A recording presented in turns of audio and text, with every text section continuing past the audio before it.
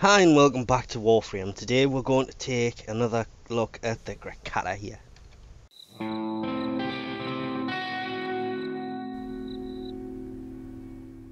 This weapon, it starts off life pretty bad. It's got a decent crit and a decent status, but neither one really helps it for a good build on either.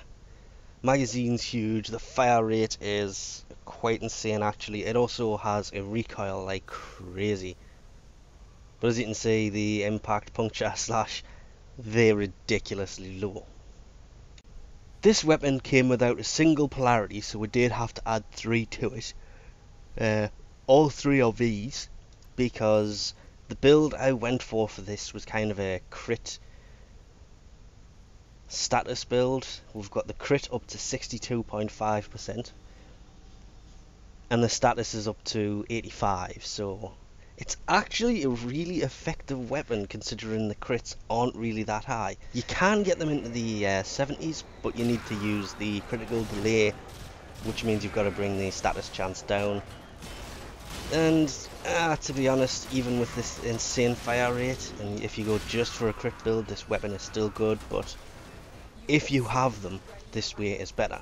Because as well as point strike and viral sense for crit chance and damage, we have Hammer Shot, which is a Nightmare Mode mod that adds 40% status chance with plus 60% on the crit damage as well. Split Chamber Incineration, of course.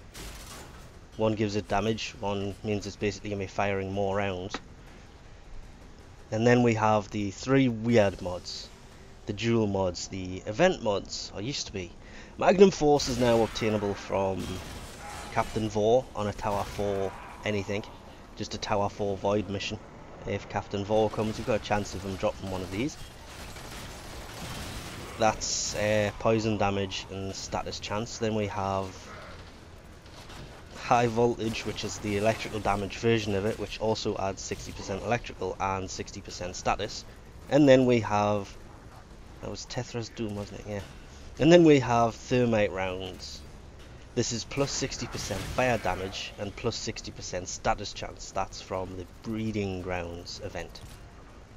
These are obtainable through the trading channel sometimes, so you can get a hold of them. They can just be a real pain in the butt to actually do.